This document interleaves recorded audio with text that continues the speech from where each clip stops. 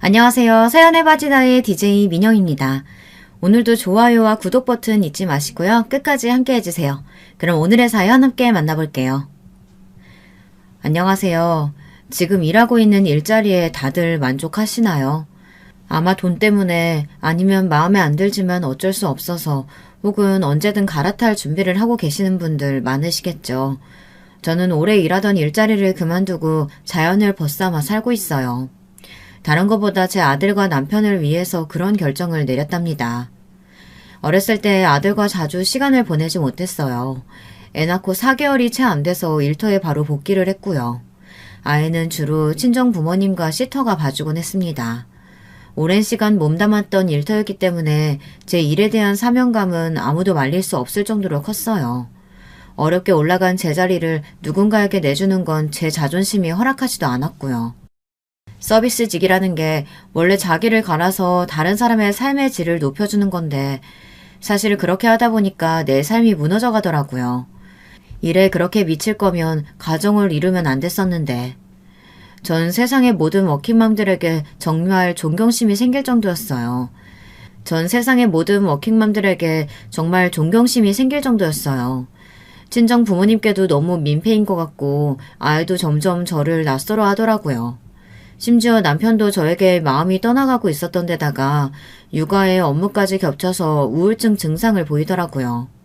남편은 한 가지 일에 집중하고 탐구하는 걸 좋아하는 스타일인데 대기업이라도 어디서든 정치질이 있기 마련이죠. 아무리 열심히 해도 윗사람 비위 맞추고 접대하는 일을 게을리하면 점점 도태되고 일도 뺏기게 되는 게 다반사였나 봐요. 그런 일을 좋아하지도 않을 뿐더러 제가 다 채우지 못하는 육아의 빈자리를 남편이 하려고 하니 너무 고되고 정신적으로 지쳤나 보더라고요. 다른 사람을 행복하게 해주고 싶어서 일을 한다고 하는 사람이 자기 가정은 돌보지도 않는다는 게 말이 안 되는 것 같아 일을 그만두기로 했습니다. 육아 때문에 일을 그만두고 싶다고 했더니 회사에서 계속 말리시더라고요. 사표는 처리하지 않을 테니 언제든지 오면 일할 수 있게끔 제 자리를 공석으로 해주시겠다고 해서 정말 감사하더라고요. 저렇게 말하는 일이 정말 드문 일인데 그 정도로 저는 제 일에 제 모든 걸 걸고 일했답니다. 그래서 더 열심히 하면 좋았을 텐데 같은 후회는 없어요. 하루하루가 너무나 치열한 전쟁이었고 하루하루 저는 그 전쟁터에서 최선을 다해서 살아남았거든요. 일을 그만두고 저와 남편은 긴 상의 끝에 귀농을 결정했어요. 사실 농사를 짓고 싶은 마음은 아니었는데 도심에서 좀 떨어져서 하루하루의 압박 없이 살고 싶다는 남편의 뜻을 존중해서 그렇게 결정했습니다. 시골에서 살아본 적도 없고 농사를 지은 적도 없다 보니까 초반에는 실수가 많았어요. 시장에서 토끼를 팔길래 너무 귀여운 거예요. 집 마당에 공터가 있어서 토끼집을 멋지게 만들어주고 토끼 7마리를 키우기 시작했어요. 세상에 지금 생각하면 지금도 아찔해요. 토끼가 그렇게 다산의 상징인지 꿈에도 몰랐거든요. 7마리는 부지런히 새끼를 낳더라고요. 저는 토끼들도 부모 자식 간에 마땅히 지켜야 할 선이 있을 것이고 그들도 당연히 그 선을 지킬 거라고 생각했던 것 같아요. 하지만 그들의 세상에는 그런 선이 없더라고요. 저 자유로운 아메리칸보다 훨씬 더 자유로운 성생활을 지향하시는 바람에 토끼는 순식간에 100마리가 넘어갔어요. 이웃들도 나눠주고 하다가 도저히 사료값이 너무 많이 들어서 아쉽게 다 팔아버리는 수밖에 없었어요. 돼지도 키웠는데 아무 생각 없이 동네 어른이 이제 새끼 낳을 때 되지 않았냐고 하시며 교배를 시켜주시겠다고 하더라고요. 정력이 멋진 친구였는지 우리 돼지 2마리는 둘 다 엄마가 됐어요. 그때 토끼들도 같이 키우던 때였는데요. 노란 토끼 2마리도 새끼를 뵌 상태였거든요. 색깔이 너무 예쁜 토끼들이라 또 얼마나 예쁜 새끼들이 나올까 기대가 돼서 보금자리를 좀 따로 챙겨주고 싶더라고요. 마침 돼지 우리 옆칸에 비어서 거기 토끼를 넣어뒀어요. 옆칸이랑 이어진 구멍이 있었는데 돼지랑 토끼들이 같이 있는다고 별일 없을 거라고 생각해서 구멍을 막지 않았어요. 그런데 세상에 다음 날 그 예쁜 토끼는 가죽만 남기고 사라졌어요. 엄마 돼지들이 뼈째 냠냠 하셨나 봐요. 몸보신하려고 드셨겠지만 정말 놀라고 무서웠던 것 같아요. 아들이 충격받은 것 같아 돼지는 잡식동물이라고 가르쳐줬지만 사실 제가 더 충격을 받았던 것 같아요. 돼지들이 드디어 출산하는 날이 됐어요. 근데 돼지들이 알아서 새끼를 낳을 줄 알았는데 그게 아니라 사람이 옆에서 새끼들을 받아주고 엄마 돼지에게 깔려 죽지 않도록 챙겨줘야 한다고 하더라고요. 남편이랑 저는 밤새 돼지 산파가 돼서 열심히 새끼들을 받았어요. 아들도 저희가 밤새도록 돼지한테 붙어 있으니까 우리 옆에 평상에서 잠들었다가 구경했다 또 잠들었거든요. 근데 일어나더니 엄마 귀가 간지러워요. 아, 이게 뭐야? 소리를 빽 질러서 갔는데 저도 소리를 지르고 말았어요. 귀에서 구더기가 나오더라고요. 여름이었거든요. 돼지 우리 옆에 있으니까 구더기가 들어갔나 봐요. 한참을 씻기고 난리를 쳤네요. 아들도 그 이후로 다시는 평상에서 안 자더라고요. 애는 무럭무럭 자라고 신나게 먹고 뛰어다니고 틈나면 엎어지고 자니까 정말 무럭무럭 자라더라고요. 아주 건강해졌어요. 어렸을 때 서울에 살 때는 아토피가 정말 심했었는데 지금은 흔적도 없어졌어요. 뭐든 잘 먹고 잘 뛰어다니고 씩씩해졌죠. 그리고 원래 아주 하얀 피부였는데 지금은 아주 까무잡잡해요. 돼지를 키우다 한 마리 잡았는데 한 마리가 양이 엄청 많더라고요. 냉장실이 모자라서 냉장고를 하나 더 샀어요. 한 달 동안 계속 돼지고기 반찬을 먹었어요. 엄마, 돼지가 아직 많은 거지? 근데 이러다 아들 돼지 되겠어. 우리 다른 것도 먹어요. 그럼 다시 토끼 키워서 토끼도 먹을래? 아, 엄마 싫어. 차라리 닭 키워요. 계란 먹을래요. 싫어. 닭은 내가 싫어. 밥은 그럼 네가 줄래? 난 무서워서 못 주겠어. 엄마 그냥 우리 계란 사 먹어요. 한 번은 흑염소는 좀 키우기 편하다는 동네 어르신 말에 키웠는데 아들이 보는 그림책을 다 찢어먹는 바람에 결국 아들의 반대로 퇴출되고 말았어요. 염소가 종이를 그렇게 좋아하는 것도 신기하고 그걸 그렇게 잘 씹어먹는 것도 신기하더라고요.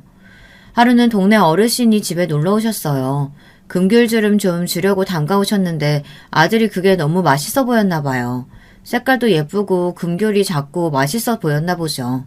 제가 소주잔에 받아 마시는 걸 보고 자기도 마시고 싶었는데 안 주니까 몰래 마셨나 봐요.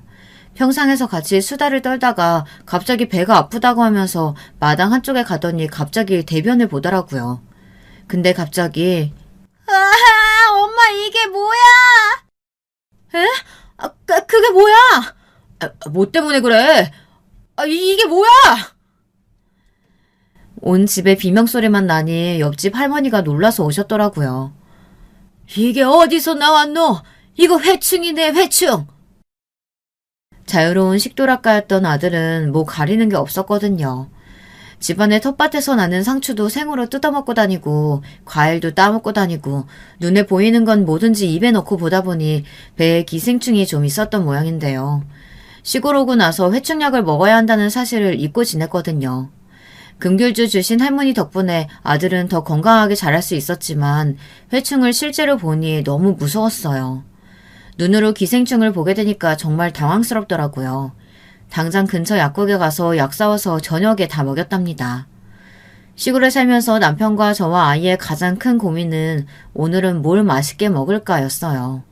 리틀 포레스트라는 영화처럼 사시사철 때에 맞는 건강하고 맛있는 음식들을 먹으면서 행복감도 느끼고 살아가는 재미를 알았답니다. 남편도 대기업에 다니는 멋진 남자였지만 항상 피곤하고 찌들어 있었거든요. 서로 일에 치이고 치이다 귀농해서 농사를 짓게 됐는데 전 정말 쉽지 않을 거라고 생각했거든요. 근데 의외로 남편은 머리가 좋은 사람이라 그런지 농사도 옛날같이 주먹구구식이 아니라 최첨단 시스템을 다 공부하고 알아봐서 갖추더니 기후에 크게 영향을 받지 않고 농사를 지을 수 있는 법을 찾더라고요. 아무래도 과수원 농사나 일반 밭농사, 논농사들은 기후가 어떠냐에 대한 영향을 엄청 크게 받으니까요. 처음에는 과일 농사나 지어보자 그랬거든요. 아들이 수박 먹고 싶다고 노래를 불러서 수박 농사를 짓기로 했어요. 비닐하우스를 짓고 아들 손까지 빌려서 모종에 수정을 해서 수박이 맺도록 열심히 문지르고 다녔어요. 이게 여자고 이게 남잔데 수박이 생기려면 이걸 이렇게 생긴 데다가 문지르고 다녀야 돼. 그래야 수박이 생기는 거야. 먹고 싶은 만큼 빼먹지 말고 열심히 해야 돼. 아들은 수박이 먹고 싶은 만큼 정말 열심히 도와줬어요. 덕분에 얼마 가지 않아 수박이 주렁주렁 달렸어요. 아들은 늘 수박을 구경하며 언제 익을까 늘 설레어했어요. 그해 여름 우리가 사는 이 지역에 몇십 년 만에 폭우가 내렸어요. 진짜 비닐하우스가 다 떠내려가는 줄 알았네요. 밤새 물 퍼내고 또 퍼내고 퍼내느라 정말 녹초가 됐어요. 여보, 진짜 농사가 하고 싶어? 그래도 서울보단 이게 좋아. 알겠어. 둘 다 많이 힘들었던 시간을 지냈고 함께하는 거라 이 정도 힘듦은 그냥 일상 속의 작은 이벤트 같은 일이긴 했어요. 다행히 수박 농사가 완전 망하진 않아서 아들은 원 없이 그해 여름, 겨울에도 수박을 먹었어요. 남편이 지하수를 파놓은 덕분에 정말 편하고 시원하게 먹었죠. 전 겨울에는 수박을 대체 어떻게 키우는지 궁금했는데 전구를 계속 켜서 겨울에도 수박을 키우더라고요. 전기세가 좀 부담스러웠지만 그래도 덕분에 농사는 잘 지었어요. 근데 또 그해 겨울에 몇십 년 만에 폭설이 오더라고요. 무거운 눈에 비닐이 다 늘어나고 내려앉고 정말 난리도 아니었어요. 여름이랑은 또 전혀 다르더라고요. 비는 고인 걸 털어내면 되는데 이건 무게가 있으니까 게다가 눈이 너무 해도 너무 오더라고요. 비닐하우스를 지키느라 밤새 또 고군분투를 했답니다. 제 평생 살면서 그렇게 눈이 많이 쌓인 건 처음 봤어요. 여기가 한국인지 러시아인지 눈이 허리까지 내려서 쌓이더라고요. 아들은 눈싸움을 원 없이 할 수 있을 줄 알고 좋아했는데 자기 키만큼 높이 쌓인 눈을 보고 당황하더라고요. 2번의 경험으로 남편은 큰 깨달음을 얻어서 수박은 접자고 하더라고요. 아주 튼튼하게 특용 작물용 하우스를 제대로 새로 짓고 지하수도 파서 농업용수로 쓰고 희소성이 있는 과일이나 특용 작물들을 재배하기 시작하더라고요. 남편이 나 몰래 농고나 농대를 나온 게 아닌가 생각될 정도로 정말 잘하더군요. 매일 연구에 연구를 거듭해서 나온 결과겠지만 정말 투자한 게 아깝지 않을 정도로 농사가 잘 돼서 수입이 쏠쏠했어요. 기후의 영향을 받지 않는 게 정말 좋았어요. 비가 와도 눈이 와도 상관없고 가뭄에도 크게 걱정이 없었으니까요. 저희가 키우는 특용작물들은 고정적으로 매입하려고 하는 곳이 생각보다 많았어요. 저희가 어디에 매입할지 조건을 보고 고르면 되는 거였는데 참 행복한 고민이더라고요. 흔하지 않은 과일이랑 특용작물들 위주로 농사를 지어서 그게 돈이 되니까 주변에도 알려달라고 하는 사람들도 많고 기술을 배우고 싶어하는 사람들도 많이 찾아왔어요. 그래서 초기 투자 비용과 여러 가지 공부를 해야 하는 것들에 대해 알려주면 지레 포기하고 배우지 않겠다고 하고 돌아가는 사람들도 많더라고요. 남편은 대체 어떤 노력들을 기울였던 건지 얼마나 절박하게 매달려서 터득했는지 마음이 좀 아프기도 했어요. 하지만 자랑스럽고 참 대견했어요. 일 마치고 와서도 책을 보고 연구하고 힘들지 않냐고 하니까 참을만 하다고 하더라고요. 서울에 있을 때가 더 힘들었기 때문에 지금은 몸은 좀 피곤해도 마음이 편하다고 하더라고요. 사람은 정말 마음 편한 게 최고인 것 같아요. 그렇게 하루하루 알차게 노력하고 애써서 그런 걸까요? 요즘은 이런 농사가 뜬다며 특용작물을 키우는 사람들을 찾아와서 촬영을 하더라고요. 방송국에서도 달라진 농업의 현황을 보여주고 싶다고 저희한테 양해를 구하고 촬영을 했어요. 저랑 남편이 농사짓는 모습이 방송에 나갔는데 그 방송이 여파가 대단하더라고요. 여기저기서 농사짓는 법을 배우고 싶다는 문의랑 찾아오는 사람들도 많았고 심지어 한동안 바빠서 제대로 얼굴도 못 보고 살던 남편의 동생, 그러니까 서방님이 갑자기 귀농을 하겠다고 우리를 찾아왔어요. 콧대 높은 동서와 함께요. 동서는 세상 부족한 게 없는 집안에서 태어나서 험한 일은 한 번도 해본 적이 없는 사람이라고 들었는데 직접 보니 그냥 공주님이 평민들 사는 거 구경하려고 온 것 같은 모습이더라고요. 아무 조사도 없이 갑자기 귀농하겠다고 하는 게 너무 섣부른 판단 같아 우리 부부는 서방님 부부를 말렸는데요. 도리어 걱정 말라고 하더라고요. 저희 집 근처에 집을 사서 이미 내려왔다고 하며 자기도 노력할 테니 농사짓는 방법을 좀 가르쳐달라고 하더라고요. 남편은 갑자기 왜 농사를 지으려고 하냐고 했는데 사실 서방님은 정말 잘 나가는 수입차 딜러였거든요. 돈도 많이 벌고 잘 나갔었는데 밑에 사람이 잘못 들어온 거예요. 마음고생을 아주 톡톡히 했나 보더라고요. 딜러가 아니라 거의 사기꾼이었는데 처음 일주일간은 열심히 일 배우고 조용했대요. 그런데 상황 파악을 쫙 하더니 갑자기 어떤 고객들한테는 차량 업그레이드 금액을 더 올려 현금으로 받고 더 싸게 해주는 것처럼 사기를 치고, 일하는 곳에서는 너무 짜게 굴어 어쩔 수 없이 할인된 금액으로 팔았다고 보고하고, 혼자 뒷돈을 두둑하게 챙기다가 서방님과 같이 한 일이라고 모함을 했었나 보더라고요. 서방님이 이런 방법이 있다고 알려준 대로 한 것뿐이라고요. 고향 후배라는 말에 좋게 보고 이런저런 팁도 알려주고 잘해줬는데 도리어 은혜를 원수로 갚는 걸 보고 사람한테 신물이 나서 일을 그만뒀대요.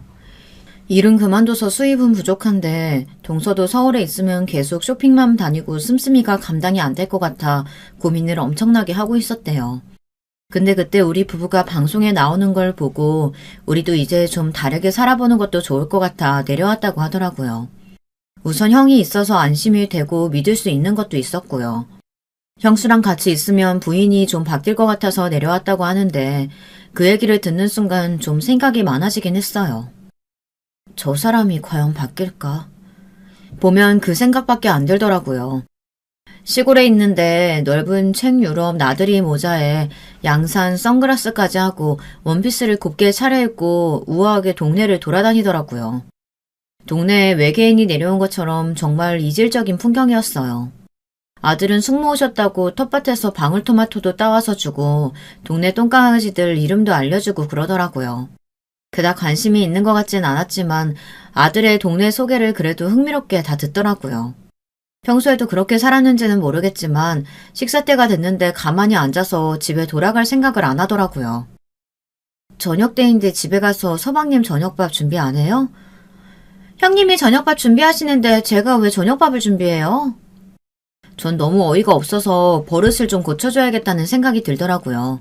전 싸가지 없는 사람도 싫지만 다른 사람을 당연한 듯이 부려먹는 사람도 정말 싫었거든요. 세상에 공짜는 없죠, 동서. 오늘은 처음 왔으니까 밥을 주겠지만 내일부터 서방님 밥은 동서가 직접 해서 드려요. 여기 말고 동서 집에 가서 먹고요. 참 각박하시네. 가족끼리 오랜만에 만났는데 밥 먹는 걸로 그렇게 선 그을 필요 없잖아요. 특별히 고급지고 좋은 반찬도 없을 거면서. 네, 그런 좋은 반찬도 없으니까 댁에서 서방님 밥 직접 챙겨주라는 거죠. 그게 자신 없으면 여기 와서 밥도 같이 차리고 설거지도 해야 돼요. 남편들 일하는데 참도 갖다 줘야 하고요. 그게 싫으면 알아서 댁에서 차려 드세요. 동서는 한참 입을 삐죽거리더라고요. 소박한 밥상을 보고 더 어이없는 표정이었는데 지율이가 잘 먹는 걸 보고 찝찝해하면서 된장찌개를 한술 뜨더라고요. 그러고는 다른 반찬도 조용히 맛보더니 밥을 2공기나 먹고 갔어요. 자기도 그런 자기 모습에 어이없어하며 참 맛있게 먹더라고요. 동네 어른들이랑 같이 품앗이를 해서 벼농사를 지었거든요. 이 집이 일손 부족하면 또 그리로 도와주러 가고 저 집이 일손이 부족하다 하면 또 그 집에 일을 도와주러 가고 그리고 좋은 게 있으면 서로 나누는 그런 정이 참 좋았어요. 좋은 마음으로 지은 쌀이라 그런 건지 땅에 지기가 좋은 건지 쌀이 정말 너무 맛있더라고요. 밥에 찹쌀을 넣지도 않았는데 왜 이렇게 밥에 윤기가 돌고 찰기가 있는지 신기하더라고요. 서울에서도 좋은 쌀이라고 해서 품종쌀을 비싼 돈 주고 사 먹었는데 직접 키운 이 쌀로 지은 밥은 정말 꿀맛이거든요. 또 집 앞에 텃밭으로 키운 마늘과 양파로 만든 장아찌, 마늘종 볶음, 또 집안에 텃밭에서 딴 가지로 만든 가지볶음, 키운 돼지로 만든 돼지고기 주물럭, 텃밭에서 갓 따온 상추, 오이랑 쌈장, 금방 무친 겉절이까지. 아들은 맛있죠? 맛있죠? 를 연발해서 물어보더라고요. 원래 입맛이 까다로우는 편인데 배도 고팠고 형님 체면을 봐서 많이 먹은 거라고 되지도 않은 변명을 하더라고요. 밥을 하기 싫은 건지 밥이 너무 맛있었던 건지 동서는 거의 아침 빼고 점심 저녁은 무조건 우리 집에서 해결을 하더라고요. 그래서 텃밭에서 마늘종도 뽑아오고 방울토마토, 오이도 따오라고 시켰어요. 처음에는 벌레 한 마리도 못 잡고 소리를 질러 지우리가 잡아준 적도 있고요. 자주 벌이 날아다니다 붙는 바람에 맨날 소리만 지르길래 닭 우는 소리를 내면 닭이 도망간다고 알려줬는데 효과가 좀 있었나 봐요. 뜬금없이 닭 울음소리가 계속 들려서 보면 덜덜 떨면서 꽃기워하는 동서가 보여 한동안 많이 웃었답니다. 마을 어른들 집에서 품앗이 할 때도 같이 데리고 갔고요. 처음에는 피부가 타면 어떡하냐며 난리도 치고 벌레가 붙어서 비명도 지르고 난리도 아니었어요. 근데 조금 지나고 다른 사람들도 영 반응이 없으니까 혼자서 벌레도 툭툭 잘 털어내더라고요. 그렇게 동서는 점점 더 편안하고 여유 있는 사람으로 바뀌어갔어요. 처음에는 삶의 재미도 없고 오로지 외양을 꾸며서 만족하려고 하는 것처럼 온갖 명품들도 치장하고 그걸 보여주는 것 외에는 관심 없는 사람 같았거든요. 그래서 동네 어른들을 봐도 선글라스 끼고 아는 척도 안 했어요. 그러다 점점 관심받고 사랑받고 싶었는지 시골 어른들한테 이게 샤넬이다, 이게 루이비통이다 라고 막 자랑하고 돌아다니더라고요. 근데 얘기해도 뭐? 무슨 똥? 옷 이름이 왜 똥이래? 왜 그런 냄새나는 이름을 지었냐? 이런 소리만 들어대니까 슬슬 꾸미는데 힘이 빠지는 모양이었어요. 처음에는 지우리한테도 그렇게 마음을 열지 않았어요. 시골 똥강아지 대하듯이 적당히 외면하고 적당히 귀찮아 했었는데 점점 친해지고 손도 잡고 같이 동네를 돌기도 하고 사이좋게 지내더라고요. 지유리한테 점점 마음을 열기 시작하더니 저보다 지유리를 더 많이 찾더라고요. 아이들은 편견이 별로 없으니까 대화하기도 더 편해서인 것 같더라고요. 동서는 어려서부터 부잣집에서 자랐는데 돈 버는데 급급하고 자식한테 애정과 관심이 부족한 부모 밑에서 자라서 그런지 표현하는 방법도 서툴고 자기 감정을 표현하는데도 많이 서툰 사람이었어요. 그래서 하나하나 음식 만드는 방법도 알려주고 어른들 대하는 방법도 알려주고 그랬어요. 처음에는 아래 것들 보듯 선글라스를 살짝 내리면서 눈을 내리깔고 저를 보곤 했었는데요. 점점 웃기도 하고 눈을 맞추고 자기 얘기도 하기도 하더라고요. 요즘은 사는 게 조금 덜 지루하다고 하는데 그제야 좀 안심이 됐어요. 서방님도 남편을 열심히 도와주고 기술도 배우고 농사 노하우도 익혀가고 있더라고요. 처음 왔을 때보다 밥을 잘 먹어서 그런지 살도 좀 붓고 마음이 편해서 그런지 잠도 잘 자고 마음이 정말 많이 편해졌대요. 그리고 결정적으로 저희 집에서 밥을 먹는 게 너무 좋다고 하더라고요. 일 다닐 때도 동서가 음식을 못하니까 거의 반찬을 사서 먹거나 배달 음식을 먹었는데 입에 물릴 대로 물려서 집밥 먹고 싶은 마음이 간절했대요. 사실 우리 밥상에 수저 2벌도 놓으면 되는 일이긴 한데 반찬 차리려면 아무래도 더 신경 쓰이는 건 있지만 별 수 있나요? 제 복인가 보다 하고 늘 밥을 차렸습니다. 밉상이던 동서도 이제는 수저도 놓고 상추도 잘 뜯어오고 무엇보다도 함께하는 즐거움을 알아가는 것 같아 좋아 보이더라고요.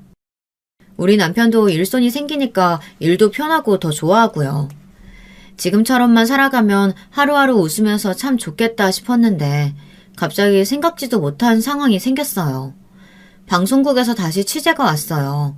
형제가 같이 일하면서 특용작물 농사를 짓고 있는 모습을 찍어서 젊은 사람들에게 농업을 장려하려는 취지로 방송을 좀 내고 싶다고 하더라고요.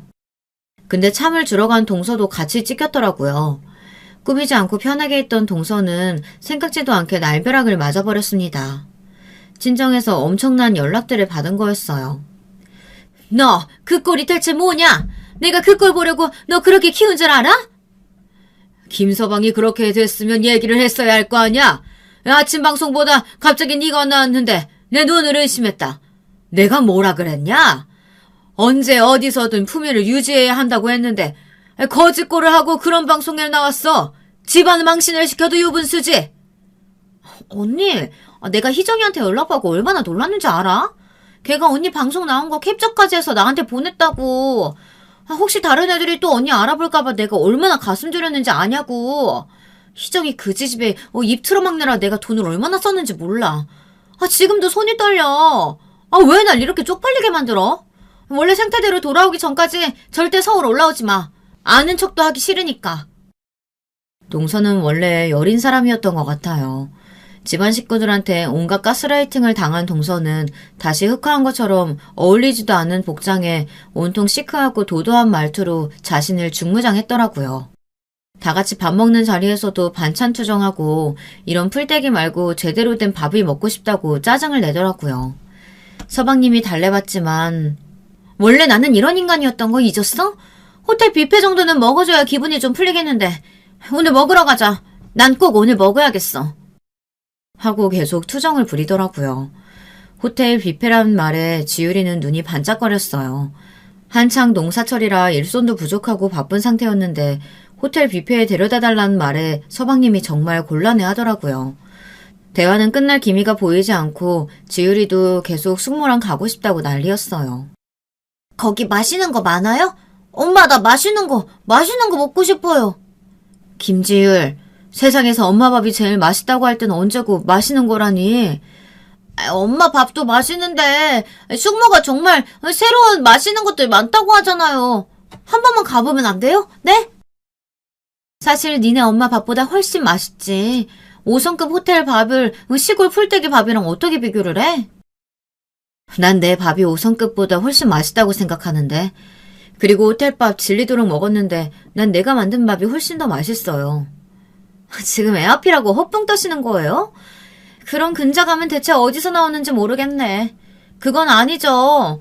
그리고 형님이 호텔밥을 어떻게 질리도록 먹었겠어요. 어이가 없네. 순간 대놓고 무시하는데 저도 모르게 화가 나더라고요.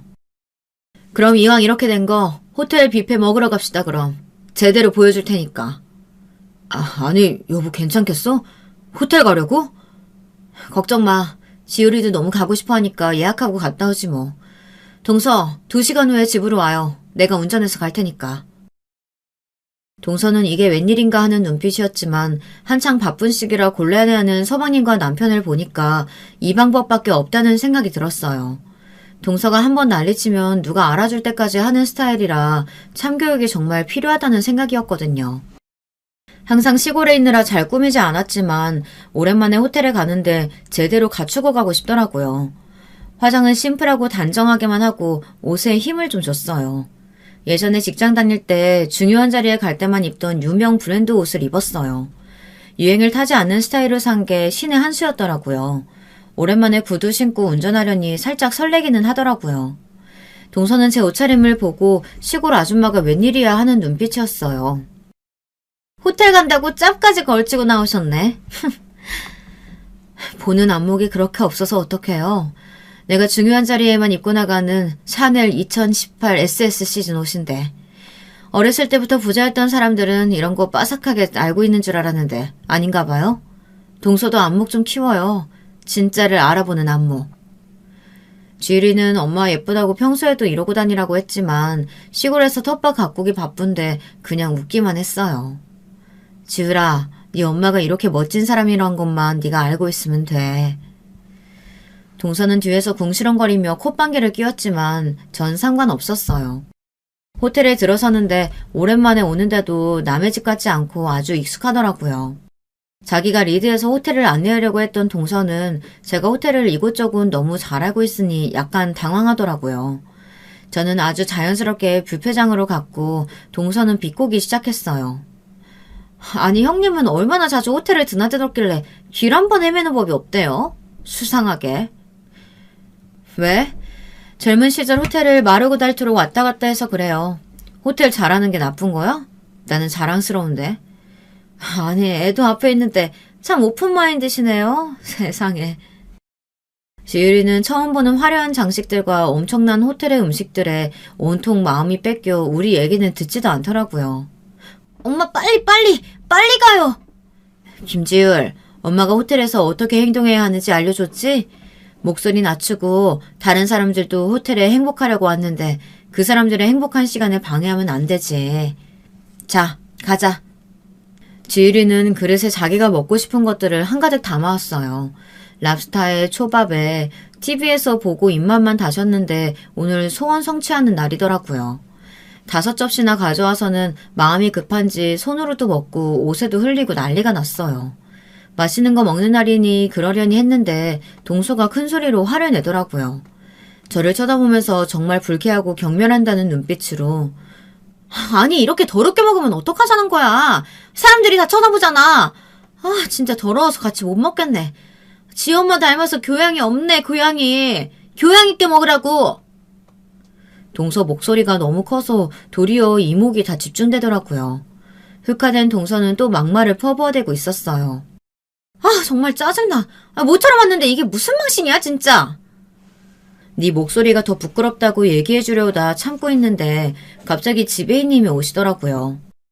안녕하십니까 총지배인님. 정말 오랜만입니다.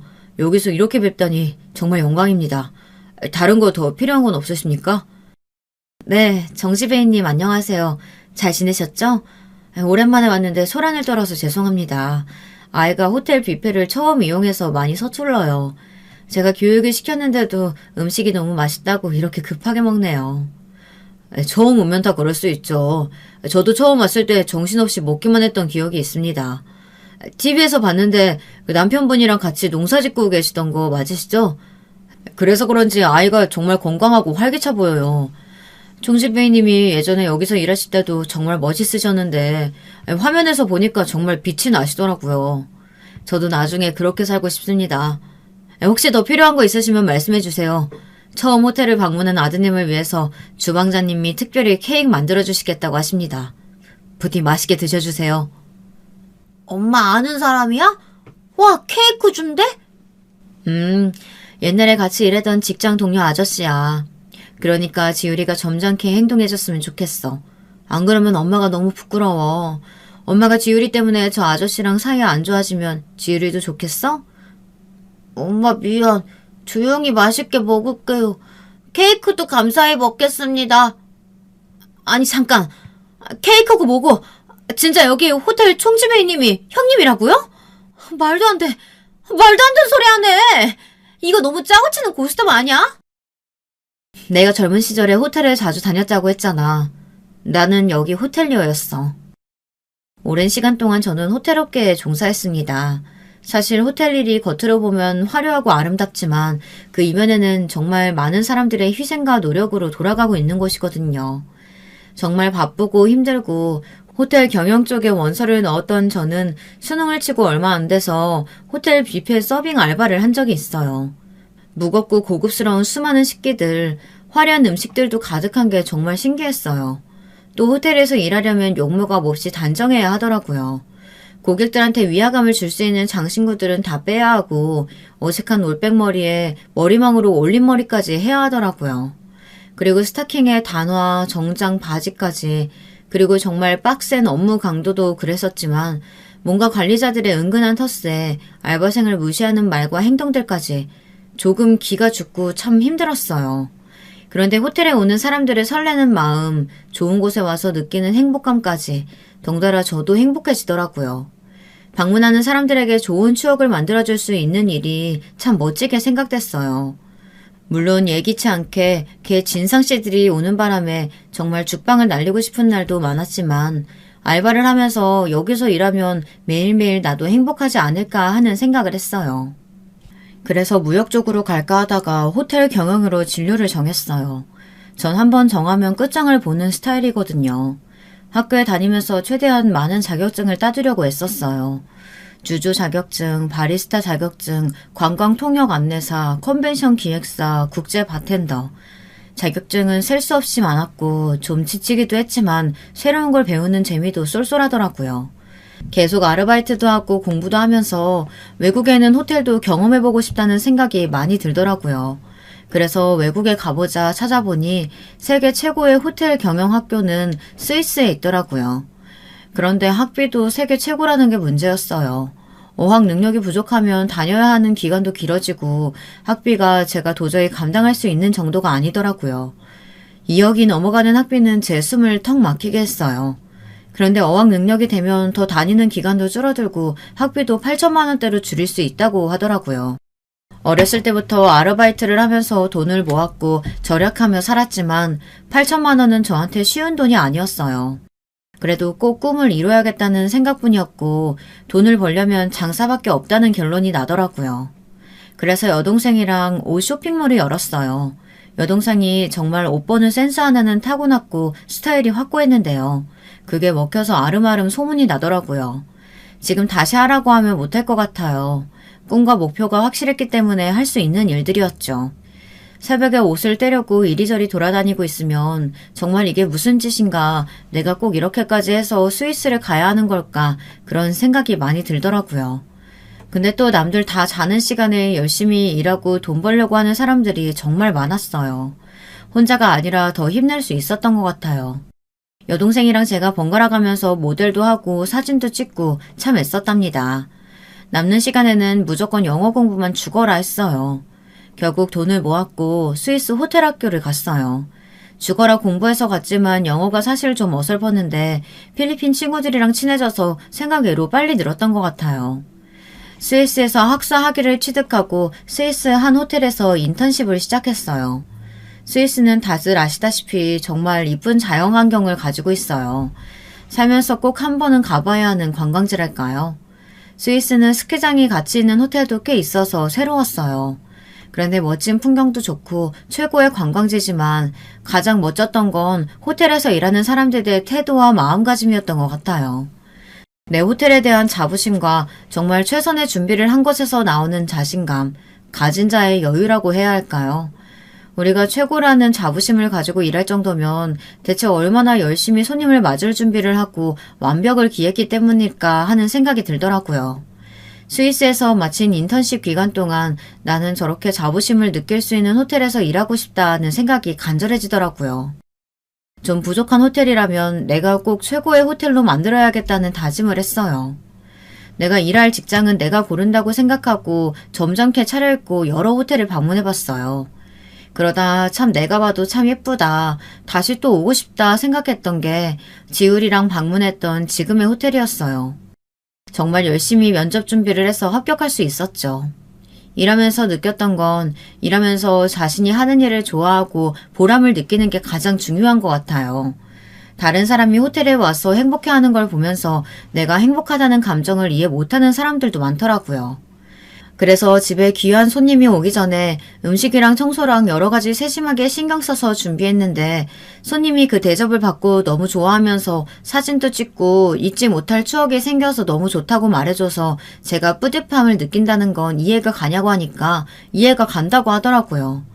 그것과 같은 감정이라고 하니까 대다수는 조금 이해가 가긴 하는데 그 뿌듯함 때문에 계속 호텔에서 일하는 건 쉽지 않을 것 같다고 하더라고요.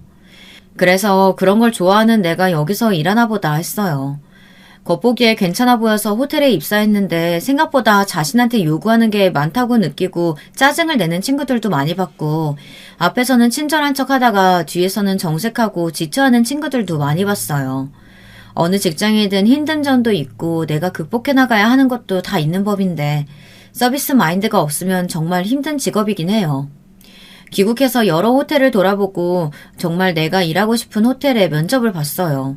제 스스로 장사해서 학비를 마련하고 스위스 호텔 학과를 졸업했다는 사실을 알고 그 의지를 높게 사주셔서 바로 합격할 수 있었어요. 하루하루가 고되고 새로 외우고 습득해야 하는 사실도 정말 많더라고요. 밥 먹으면서도 외우고 화장실에서도 외우고 자기 전에도 오늘 외웠던 걸 다시 복습하기도 하고 생각나지 않으면 다시 한번 외우고 잤죠. 쉬는 날에는 호텔 주변 맛집이랑 동네별로 유명한 맛집들을 돌아다니면서 여행 왔을 때 꼭 가보기 좋은 곳을 직접 가보고 고객들에게 알려줄 추천 리스트를 만들었어요. 저라고 쉬고 싶은 마음이 없는 게 아니었어요. 하지만 최고가 되려는 목표가 저를 언제나 불타오르게 했어요. 짧게나마 유학 경험이 있고 스위스 호텔에서 일한 경험이 있다는 걸 좋게 봐주셔서 VIP 고객 응대하는 팀에 빨리 합류할 수 있었어요. 그때그때 응대를 잘한 덕분에 여러 번 최고의 사원으로 뽑힐 수 있었죠. 전 더 욕심이 생겨 연차가 쌓인 후엔 호텔 경영사 자격증도 따고 레클레도어 정회원이 되기 위해 정말 젖먹던 힘을 다했던 것 같아요. 호텔에 방문하는 내 외국인들 고객들이 신뢰할 수 있는 지역 전문가가 되기 위해서 레클레도어 배지도 획득했어요. 단어부터 생소하기만 한 이 배지가 의외로 영향력이 참 크더라고요. 컨시어즈는 고객 편의를 위해 호텔에서 총괄하는 서비스를 담당하는 직원인데 그 중에서 레클레도어는 세계 컨시어즈 협회 심사를 통해 골든키를 받은 베테랑 호텔 컨시어즈를 뜻해요. 국내에도 30명밖에 안 되는 숫자예요. 정말 심사가 까다로운데 저 때문에 다른 직원들도 저 배지를 실제로 딸 수 있는 거구나 하며 도전하는 사람들이 생기더라고요. 호텔에 오시는 VIP 분들도 레클레도어 직원이 있다고 들었는데 안내받을 수 있냐는 문의가 들어올 때도 많더라고요. 저 배지가 생긴 덕분에 승진도 하고 정말 초고속으로 빠르게 VIP 고객 전담팀의 책임자가 됐어요. 저는 동기부여하는데 귀신이었거든요. 직원들 안내 교육도 다시 해주고 제가 그동안 모아왔던 방대한 자료들도 오픈했어요. 저를 시기하는 사람들도 있었는데 우린 한 팀이니까 꼭 잘해보자는 그 마음에 직원들도 슬슬 움직여주더라고요. 전 상벌이 확실한 타입이라 응대를 잘한 직원에게 상품권을 주고 자유휴식권도 주고 여러 가지 혜택들을 줬어요. 훨씬 더 생기있게 움직이게 되더라고요. 직원들이 정말 모르는 게 없다, 참 친절하다, 미소가 진실됐다 등 예전보다 훨씬 긍정적인 반응들이 정말 많이 늘었어요. 운영이 잘 된다는 소문도 나고 서비스가 예전보다 더 세련되어졌다는 말을 많이 들어서 사장님이 큰 결단을 내리셨더라고요. VIP팀뿐만이 아니라 호텔 전체 서비스에도 새로운 바람이 불기를 원하셨고 전 그렇게 총지배인이 됐어요. 여자 지배인도 흔치 않은데 저는 상대적으로 나이가 그렇게 많지 않다 보니 곳곳에서 이상한 소문도 돌았어요. 전 실력으로 증명하면 된다고 생각해 별로 개의치 않았어요. 스스로를 증명하기 위해서 정말 오래 부지런히 달려왔었는데 지금까지의 내 노력이 다 보상받는 기분이더라고요. 글로 간단하게 줄여서 적어둔 거라 안 믿을 수도 있지만 정말 노력에 노력을 다했답니다. 호텔 평가에서도 서비스가 정말 세심하고 좋다고 좋은 점수를 받아 보너스도 주셨어요. 호텔도 점점 서비스 인지도가 많이 올라가고 업무가 조금씩 익숙해져서 생활에 여유가 좀 생겼죠. 그래서 소개팅한 남자랑 결혼을 했는데 지유리가 태어난 거예요. 근데 제가 건강하게 낳아주질 못했는지 아토피에 갖은 진병을 다 갖고 있더라고요.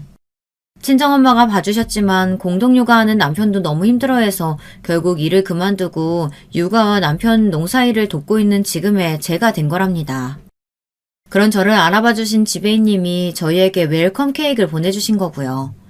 시골 아줌마인지 알았던 제가 이렇게 큰 호텔의 총 지배인이었다는 사실 자체가 동서를 황당하게 한 것 같아요. 시골에서 농사 짓는 남편의 뒷바라지나 하고 있는 사람으로만 봤는데 지금도 남편이 농사일에 몰두할 때 집안의 모든 대소사나 아이 육아 문제 또 이웃들과의 품앗이로 동네 농사 또한 잘 돌아갈 수 있게 하니까 어떻게 보면 집안 경영을 하고 있는 셈이죠. 동서는 아니 그 나이에 어떻게 그런 중요한 직책을 맡을 수가 있어요? 거짓말 아니야? 라고 하더라고요. 그 모든 때와 상황이 잘 맞아떨어진 거였다 보니 전 운명인가 보다 하고 받아들였던 거지 저도 사실은 잘 믿기지가 않더라고요. 처음에 그 자리에 앉았을 때도 높은 자리라 좋은 것보단 어떻게 업무 체계를 잘 돌아갈 수 있도록 할 수 있을까 그런 고민들만 했던 것 같아요. 제가 세계에서 인정해주는 레클레도어 자격을 얻었을 때 호텔의 경영진들은 고민을 많이 했다고 하더라고요. 기존에 있던 총괄 지배인이 사임하겠다는 얘기도 한 상태였고 전체적으로 뭔가 정돈되어 있지 않은 서비스 질을 개선하고 싶은 마음이 컸는데 그때 마침 제가 세계에서 인정받는 호텔리어가 된 거였죠. 그래서 VIP 전담팀을 맡게 했는데 거기서도 직원들을 잘 가르치고 좋은 효과가 나타나니 모험이라고 생각하고 저를 총괄 지배인으로 임명한 거였어요. 동서, 꿈이 있었어요? 나는 최고의 호텔리어가 돼서 사람들이 왔을 때 정말 행복감과 좋은 추억을 가지고 갈 수 있는 호텔을 만드는 게 내 꿈이었어요. 그래서 내 젊은 나를 온통 커리어 만드느라 제대로 놀아본 적도 쉬어본 적도 없어요. 호텔에서는 그런 나를 알고 크게 써준 거고요. 나도 가만히 앉아서 높은 자리에 올라가고 있었으면 좋겠다. 이런 꿈만 꿨다면 별로 달라질 것도 좋아질 것도 없었을 거예요. 한 번도 뭔가 간절하게 원하고 그걸 위해서 노력했던 적이 있어요? 그런 게 없어서 늘 불안하고 감정 조절도 안 되고 쉽게 무력감에 빠지게 되는 것 같아요. 나는 그렇게 원했던 그 일을 하며 정말 최선을 다했어요. 고객이 원하면 그건 어렵습니다. 안 됩니다. 할 수가 없어요. 그래서 고객이 구해달라고 하는 과일이나 포도주, 치즈, 인형, 속옷 같은 거 구해려고 비행기 수배하고 선박도 수배하고 외국에서 물건 가져오기도 여러 번 해봤어요. 그토록 자부심 넘치게 사랑했던 그 직업을 가정을 위해서 잠시 내려놓고 있는 중이에요. 다른 사람들의 행복도 많이 살펴드렸으니 이제는 내 가정의 행복을 챙겨야 할 것 같아서요. 그래서 나는 그 시골에서도 하루 종일 열심히 노력하고 늘 애쓰고 있어요. 더 꽉 찬 행복을 위해서요. 근데 동서는 주변에서 하는 말에 흔들리고 우울해하고 조카에게도 감정적 폭언이나 하고 한동안 동서 얼굴이 정말 밝고 예뻤던 거 알아요? 조금씩 자기 자리 찾아가는 것 같았어요. 본인 집안에서 동서를 뭐라고 하던 그게 뭐가 중요할까요? 동서가 좋아하는 동서의 삶을 살면 좋겠어요. 동서는 한참 말이 없다가 지율이한테 막말한 걸 사과하고 저에게도 다시 사과를 하더라고요. 지율이는 맛있게 먹고 돌아오는 차 안에서 숙모한테 이런저런 말을 계속 붙였어요. 아마 숙모가 말이 없어진 걸 알고 그렇게 했던 것 같아요. 한 이틀 정도 말이 없다가 동서가 사과를 하더라고요. 자기가 그동안 인생을 정말 쉽게 보고 대충대충 산 것 같다고요. 시골에 내려와서 더 편하고 마음도 많이 편해졌는데 이제부터 자기도 주변을 더 살피고 자기가 더 잘할 수 있는 일을 찾아보겠다고 하더라고요. 그 이후로 동서는 무슨 일이 있든 열심히 하기 시작했어요. 이러다 작물 포장을 하는데 상품 디자인이랑 포장을 바꿨으면 좋겠다고 하더라고요. 안목이 있어서 그런지 정말 고급스러워서 그대로 인터넷 사이트에 올렸더니 주문량이 또 엄청 늘어나더라고요. 서로가 꼭 필요한 존재가 돼서 지금은 정말 최고의 파트너가 됐어요. 가끔 저보다 동서가 더 억척스러울 때가 있고요. 사람마다 그런 최고의 순간이 오는 시간대가 다 다르잖아요. 그 시간이 됐을 때 다들 겁내지도 물러서지도 말고 열심히 싸우셔서 원하는 것들을 다 쟁취하셨으면 좋겠습니다. 젊은 시절에 제가 할 수 있는 최고의 노력을 했다 보니까 전 제 사람의 후회가 일체 없어요. 다만 이제 더 풍요로운 경험과 소중한 것들을 지키기 위해 새로운 일을 하게 된 건데 이런 삶도 정말 배울 게 많고 제가 여유 있어져서 좋은 것 같아요. 여러분들도 늘 삶의 한가운데에서 최선을 다하는 삶의 주인공이 되어서 항상 빛나는 삶을 즐길 수 있게 되시길 바랍니다. 여러분, 두 번째 사연 시작하기 전에 좋아요, 구독 꼭 눌러주실 거죠? 그럼 두 번째 사연 바로 시작합니다. 안녕하세요. 저는 이제 막 50대로 향해 가고 있는 한 가정의 가장입니다. 토끼 같은 아들과 딸도 있고 여우 같은 마누라도 있죠. 유튜브 항해를 하다가 우연히 들어오게 된 사연 채널에서 많은 인생 선배님들의 사연을 듣고 저에게 있었던 웃기기도 하고 어이없기도 했던 사연을 한번 풀어보고자 합니다. 재밌게 들어주시면 감사하겠습니다. 먼저 저의 결혼 스토리부터 말씀드리겠습니다. 저희 부모님은 의류 관련 사업을 하시던 분들이었습니다. 섬유산업으로 유명한 도시에서 터를 잡고 사셨죠. 여러 원단을 거래하시고 사업을 하셨는데 젊은 시절에는 제법 크게 하셨던 것으로 들었습니다. 실제로 어렸을 때 우리 집은 유복한 편이었습니다. 근데 제가 군대를 막 전역하고 20대 중반 대학 졸업을 앞둔 시기가 왔을 때 IMF가 오면서 사업을 정리하시게 됐죠. 저는 그때 영어 공부를 하랴 여기저기 회사 원서를 넣느랴 정신이 없었는데 부모님께서는 그때 결단을 내리시고 그냥 밀린 자금을 다 청산하시고 이제 사업은 그만하겠다 하셨습니다. 그 후로 그저 소일거리를 하시면서 지내셨죠. 가지고 계신 건물 관리만 하시면서요. 청소하기 귀찮으시다고 살던 아파트도 그냥 처분하시고 부모님 소유의 원룸 건물 옥상으로 이사를 가버리셨습니다. 사실 잘하면서도 워낙 남에게 어떻게 보일까에는 관심이 없으시고 본인들 편하게 지내는 걸 좋아하셨기에 많이 부유했음에도 외제차 같은 걸 타본 적도 없고 요즘은 흔하게 보이는 국산 중형차도 타본 적이 없을 정도니까요. 그래서 제 친구들도 아무도 저희 집 형편을 잘 몰랐습니다. 저 역시 딱히 얘기할 필요성을 느끼지도 못했고요. 20살이 넘었던 그때부터 저는 온갖 아르바이트를 해봤어요. 백화점에 가서 구두도 팔아봤고 새벽에 우유 배달을 뛰면서 저녁에는 호프칩 서빙도 했습니다. 그런 아르바이트를 통해 배울 것이 많다는 부모님의 말씀을 따라 저는 그렇게 치열하게 20대를 보냈죠. 그러다가 거의 30살이 될 무렵 아르바이트로 나간 박람회장에서 지금 아내를 만나게 됐습니다. 그 박람회는 친환경 컨셉으로 유기농 먹거리를 홍보하고 시식도 하는 곳이었는데 저는 손님들께 시식을 권하고 유기농 제품을 판매하는 일로 채용이 되었어요. 저와 아내는 옆 부스에서 각자 일을 하다가 서로 말문을 트게 되어 친해졌습니다. 아내는 외국어 전공자였는데 그 박람회에 외국인들도 많이 방문했기에 외국인들과 유창하게 대화를 나누는 아내의 모습이 멋지고 예뻐 보였어요. 항상 출근 시간보다 30분 전에 도착해서 매장을 점검하고 목이 터져라 요령 피지 않고 성실히 일하는 모습이 저 사람을 좀 더 알아가고 싶다는 생각을 하게 되더군요. 저는 박람회 아르바이트 마지막 날 잘 지내라며 인사를 건네는 그녀에게 전화번호를 알려달라고 용기를 내어 고백을 했습니다. 네? 번호요? 밥이나 함께 하게요. 괜찮으시다면요. 그녀는 순간 얼굴이 붉어지더니 저에게 수줍게 번호를 알려주더군요. 그럼 다음에 차 한잔 하자면서요. 만나보니 그녀는 더더욱 멋진 사람이었고 전 그런 그녀에게 반해 그렇게 우리는 연애를 시작하게 됐습니다. 당시 막 회사 신입티를 벗었던 저와 취업 준비 중이었던 여자친구. 우린 참 돈이 없었어요. 그래서 데이트를 할 때도 항상 저렴한 김밥집이나 백반집을 가서 먹기 일쑤였고 가끔은 도시락을 싸와서 동네 공원에 가서 먹기도 했습니다. 항상 비슷한 옷에 서류 가방 하나 덜렁 들고 뚜벅이로 다니는 저에 대해 여친은 아무런 불만도 없었습니다. 알뜰해 보이고 성실해서 좋다고 항상 웃어줬죠. 저는 저의 금전적 배경을 하나도 모르는 상태에서 저를 이렇게 좋게 봐주는 그 사람이 참 좋았습니다. 그래서 조건을 내세워선 시장에 나가면 훨씬 선택지가 많겠지만 이렇게 진심으로 나 하나만 봐주는 사람은 없겠다 싶어서 이 여자와 결혼을 해야겠다고 마음먹었어요. 그 후 저는 다니던 회사를 그만두고 보일러를 다루는 중견기업에 이직을 했습니다. 보일러 쪽에서 나름 유명한 회사였고 연봉이며 복지 모두 전에 회사보다 괜찮았어요. 여자친구는 몇 년을 공부하더니 구급 공무원 시험에 붙게 돼서 동사무소에 출근을 하게 됐습니다. 저는 이제 결혼 얘기를 할 때가 됐다 싶어서 그녀에게 조심스레 얘기를 꺼냈습니다. 그날은 마침 연말이기도 해서 우리는 큰맘 먹고 멋진 레스토랑을 예약해서 스테이크를 썰고 있었죠. 저기 미진아, 있잖아. 우리 이제 취업도 확정되고 했는데 이제 그만 결혼하는 건 어떨까? 어? 오빠 방금 뭐라고 했어? 저는 손을 살짝 떨면서 미리 사둔 반지 케이스를 아내에게 줬습니다. 작지만 다이아가 박힌 심플한 반지였어요. 매장에서 인기 디자인이라고 해서 심사숙고해서 고른 것이었습니다. 여자친구는 반지 케이스를 열어보더니 한동안 아무 말이 없었어요.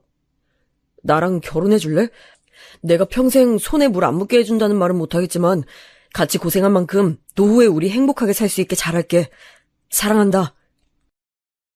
전 아무 말이 없는 것이 불안했지만 소신껏 여자친구에게 정식으로 청혼을 했습니다. 그런데 그녀가 갑자기 눈물을 흘리는 것이었어요. 기쁨의 눈물이라고 하기에는 좀 석연치 않았습니다. 오빠, 실은 나 있잖아. 그렇게 울면서 그 사람은 갑자기 부모님과 언니들 얘기를 하기 시작했습니다. 그녀의 집은 평범한 중산층 집안이었어요. 아버지는 회사원이고 어머니는 가정주부셨죠. 위로는 언니 둘이 있었습니다. 근데 전부터 저와 만나는 것을 부모님도 언니들도 마음에 들어하지 않았다고 하더군요. 이유는 제가 전문직도 아니고 대기업에 다니는 것도 아닌데다가 하고 다니는 꼬락서니를 보아하니 집에 돈도 없어 보이기 때문에 결혼을 하면 고생할 게 뻔하다는 겁니다. 내가 돈이 없어 보여서? 엄마 아빠가 하도 물어서 다 말해버렸거든. 저희 부모님이 어디 사냐고 해서 어느 동네에 사시는지 또 골목 위에 있는 원룸 꼭대기에 산다고 말했던 것부터 낡은 스타렉스를 끌고 다닌다는 것까지 모든 것이 돈 없다는 증거 아니냐고 가족들이 계속 반대해왔다고 해요. 거기다 큰언니는 자산운용회사에 다니는 남편을 두고 있고 둘째 언니는 요즘 세무사, 약사 등 꽤 전문직에 잘나가는 남자들과 외제차를 타고 데이트를 하며 그렇게 막내 동생의 연애를 참견하고 무시하곤 한다는 것이었어요. 언니는 얼마나 심한지 몰라. 나 고생만 한다고. 그렇게 살면 안 된다면서. 나도 듣기 싫어 죽겠는데. 그래서 당장 결혼을 하려고 해도 내가 모은 돈은 1,000만 원밖에 없고 오빠도 돈이 없을 텐데 신혼집은 어떻게 마련하고 또 그런 무시를 당하면서 반대하는 결혼을 할 수 있을까? 난 모르겠어. 거기다 집에서는 공무원 시험에 합격한 올해 초부터 계속 선을 보라고 압박을 주고 있다는 얘기였죠. 그러면서 그녀는 제 손을 잡고 울면서 말하더군요. 우리 그냥 우리끼리 혼인신고 올려버릴까? 난 오빠와 함께라면 단칸방에서 시작해도 괜찮을 것 같아. 정말 헤어지기 싫은데. 저는 솔직히 지고지순한 그녀의 마음에 깊은 감동을 받았습니다. 이렇게 마음이 깨끗하고 착한 사람을 놓치고 싶지 않았어요. 그래서 그날 그녀에게 제 상황을 솔직하게 털어놨죠. 사실은 부모님께서 예전에 사업을 크게 하셨고 사업을 접으면서 건물 몇 채와 땅, 상가를 가지고 있으며 상속세금을 걱정하셔서 이미 내 앞으로 상당 부분 증여를 마친 상태라는 것을요. 그래서 내가 가지고 있는 재산은 이미 100억 정도는 될 것이라는 얘기도 했습니다. 여자친구는 너무 놀란 나머지 토끼 눈이 되더군요. 텔레비전 뉴스에서나 나오는 줄 알았던 100억대 부자가 가난한 줄 알았던 자기 남자친구라고 하니 당황한 기색이 역력했습니다.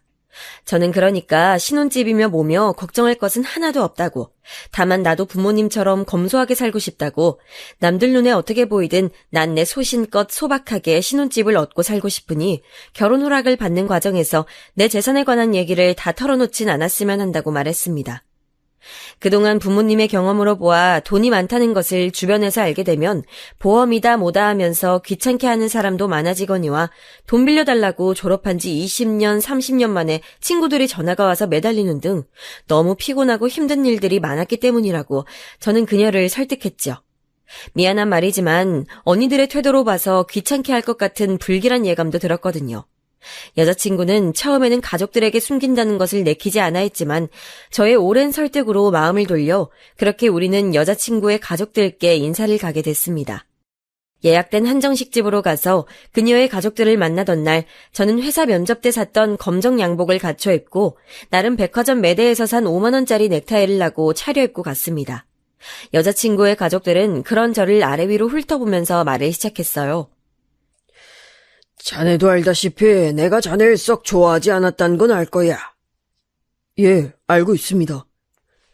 근데도 허락한 건 우리 딸아이가 자네를 너무 좋아해서 내 그 마음을 말릴 수 없어 허락한 거네. 이제부터 자네가 알아야 할 것들을 얘기해 주겠네. 그러면서 집안 형편은 어떤지, 결혼하게 되면 남자가 집은 해오는 거 알고 있냐는 등 여러 가지 걱정인지 깎아내리기인지 모를 소리들을 해댔습니다. 이제 취직도 했는데 차도 한 대 사고 아파트 살 정도 돈을 마련하고 결혼을 했으면 좋겠다는 얘기들이었습니다. 저는 부모님은 원룸에 새를 살고 계시긴 하지만 소일거리를 하고 계셔 제가 부담할 부분은 없고 저는 제 월급 형편에 맞는 신혼집과 자동차를 구매할 예정이라고 말씀드렸습니다. 그리고 제 명의로 가지고 있던 20평대 아파트 이름을 대면서 이 아파트에 전세로 들어갈 생각으로 전세금은 맞춰 두었다고 말씀드렸어요. 근데 부모님과 언니들은 전세가 웬 말이냐고 매매를 해야 한다고 하더라고요. 참, 신혼부부가 이제 시작하는데 무조건 매매를 해야 한다니 이해 가지 않았어요. 하지만 자리가 자리인 만큼 저도 말을 마쳤습니다. 예, 알겠습니다. 몇 년 안에 아파트를 살 수 있게 할게요. 열심히 살면 충분히 할 수 있을 겁니다. 그래, 그래야지. 물론 제가 부족한 조건인 건 맞고 걱정도 있으시겠지만 미래는 대비되어 있으니 걱정 안 하셔도 됩니다. 또 아내가 번 돈은 아내가 모으거나 쓸 수 있게 해줄 것이고 저는 회사를 다니며 부업도 할 생각이라고 저를 믿고 맡겨달라고 재차 말씀드렸습니다. 모든 제 얘기를 들은 여자친구의 부모님은 표정이 점점 환해지더라고요. 그러더니 사람이 성실해 보이고 지금은 돈이 많지 않아도 소신이 있어 보인다며 결혼을 허락해 주시더군요. 하지만 그 와중에 저를 바라보는 언니들 표정은 좀 좋지 않았지만요. 여자친구의 언니라는 사람들은 미인들이긴 했지만 둘 다 성형수술한 얼굴에 비싼 가방을 들고 화려하게 치장하는 데 열중하는 타입 같아 보였습니다. 저는 어떻게 한부모에게 태어났는데 아내와 언니들이 완전 다를 수가 있나 너무 신기했어요. 나중에 아내가 된 여자친구에게 물어보니 언니들이 너무 어릴 때부터 치장에 관심을 보이고 아르바이트한 돈으로 몽땅 옷을 사버리거나 학원비를 가져다 미용실에 가서 써버리는 등 사고를 쳐서 부모님이 속을 많이 썩으셨고 계속 남친을 바꿔대는 언니들에게 자신은 완전히 질려서 아예 반대로 지냈던 것 같다고 하더군요. 저는 진짜 실속이 뭔지도 모르는 사람들이라는 생각에 어이가 없어 웃음이 나더라고요. 그렇게 비웃고 무시하던 자신의 동생이 얼마나 부자 남자를 잡았는지 알면 얼마나 배 아파할까 그런 생각이 들었습니다. 우리가 결혼을 준비할 때 아내의 큰 언니는 이미 결혼한 상태로 30평대 아파트를 자가로 가지고 있었고 둘째 언니는 세무사와 결혼을 준비 중인 상태였습니다. 5월 신부가 꿈이라던 둘째 언니는 결혼해도 쓸데없는 사치를 엄청나게 부리더군요.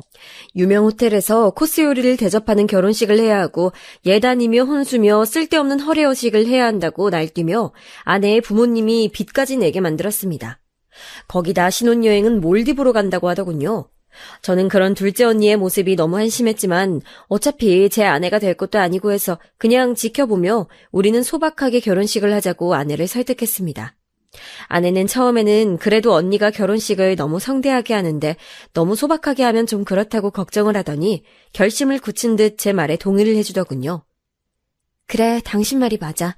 당신 말대로 언니들 때문에 흔들리지 말고 우린 우리대로 하는 게 좋겠어. 예정했던 대로. 허나 결혼을 준비하면서도 저는 그놈의 언니들 때문에 스트레스를 받았습니다. 사사건건 아내를 따라다니면서 그날 하루 입을 드레스를 외국 명품 브랜드로 해야 한다거나 메이크업샵을 고르는데 돈 칠갑을 하려 들지 않나 정말 힘들었어요. 거기다 저한테 전화까지 해서 그러더라고요. 평생 한 번 입는 드레스고 메이크업인데 화려하게 해야 되지 않을까요? 신부가 초라하면 그게 어디 결혼식이에요? 애가 워낙에 씀씀이가 소소하고 말을 잘 못하니까 내가 대신 말해주는 거예요. 아, 예. 암튼 그게 원래 맞는 거니까 그렇게 해봐요. 어이가 없었죠. 이건 충고도 조언도 아닌 강요더라고요. 아내는 처음엔 처형들 얘기에 혹하다가도 저와 얘기를 하면서 다시 예산을 수정하고 돈에 맞게 결혼식을 준비하곤 했죠. 그렇게 우리는 특별 할인되는 예식장을 찾아 소박하게 예식을 올렸습니다. 다만 오시는 손님들을 생각해서 식사만은 깔끔하게 잘 나오는 곳을 택했죠. 아버지가 사업하실 때 알던 진짜 부자 손님들도 하객들 중 섞여 있었으니까요. 처음에 제가 연애 결혼을 하겠다고 말씀드렸을 때 내키지 않아 하시던 저희 부모님은 제가 데려온 아내를 보자 마음에 쏙 들어하시는 눈치셨습니다. 요즘 아가씨답지 않게 치장도 요란하지 않고 참하고 조신해 보인다고, 돈도 허투루 쓰지 않는 것 같아 더욱 좋다고 하시면서요. 결혼 과정에서 아내의 처형들 얘기를 했더니 부모님 역시 다 오픈하지 않는 게 좋겠다고, 아내가 처형들과 너무 친하게 지내지 않도록 중심을 잘 잡을 수 있게 항상 잘 살피라고 하시더군요. 그렇게 저는 아내와 무사히 결혼을 하고 결혼 후 1년 뒤 아들을 낳고 또 2년 뒤 딸도 낳고 오순도순 꿈에 그리던 가정을 꾸리며 살았습니다. 우리 둘 사이는 한결같이 문제가 없고 좋았지만 남들은 잘 겪지 않을 것 같은 스트레스가 저에겐 있더군요. 바로 처가의 동서들 사이의 문제였습니다. 제가 형님이라고 불러야 하는 큰언니의 남편과 둘째 언니의 남편들은 딱 그 아내들의 모습과 같이 대단한 속물들이더군요. 말 그대로 보이는 것으로 사람을 판단하고 괄시하며 괴롭히는 타입들이었습니다. 첫째 형님은 자산운용회사를 다니는데 돈을 만지면서 자신이 고객으로 모시는 부자들 이야기를 마치 자신이 부자인 양 으스대기를 일쓰고 업무상 발설하지 않아야 하는 개인사까지도 저희에게 까발리며 부자들의 세계는 이런 것이라는 식으로 항상 대화의 서두를 띄우곤 하더라고요. 말하자면 이런 식이었어요. 자네, 부모들의 재산 수준에 따라서 누리는 문화가 얼마나 다른지 아나? 우리가 영화관 가고 뮤지컬 보고 그런 걸 문화라고 생각할 때 말이야. 그 사람들은 회원권을 산다고. 못 모르는 일반 서민들은 비싼 가방이나 푼돈 모아서 할부로 사면서 내가 명품 걸쳤네, 나도 이 정도면 잘 사는 거 아닐까 생각하지만 말이야. 진짜 부자들은 어차피 그런 가방이나 옷 같은 것들은 그냥 일상적으로 우리가 10,000원, 20,000원짜리 편하게 사듯이 시즌별로 사서 걸치는 것이고 회원권을 산다고. 맞습니다, 형님. 저도 일하면서 그런 사람들 많이 봤어요. 제가 세무사다 보니까 그 사람들이 어디다 돈을 썼는지 다 보이지 않습니까? 차 같은 거 많이 살수록 공제도 많이 되다 보니까 차도 엄청 많이 사고 정말 돈 쓰는 게 상상 초월이더라고요. 주로 회원권이나 그림 같은 걸 일상적으로 사는데 그런 게 보면 볼수록 입이 떡 벌어지더라고요. 유튜브 보니까 백화점을 가도 그런 사람들은 퍼스널 쇼퍼라는 게 있어서 아예 푹신한 소파에 앉아서 다 가지고 오라고 해서 편하게 쇼핑하던데요. 진짜 그들만의 세상이 있다니까요. 그런 골프 같은 것도 너무 대중화돼서 요즘은 뭐 다치잖아. 그런 사람들은 일단 개나 소나 하는 건 싫어하더라고. 부자들은 진짜 아무 옷이나 입어도 태가 달라. 얼굴에서 빛이 난다니까. 막내 동서 자네는 이런 세계는 듣도 보도 못했겠지? 뭐 어차피 자네 같은 서민은 평생 상관없는 세상 일이니 관심도 없겠구먼. 예.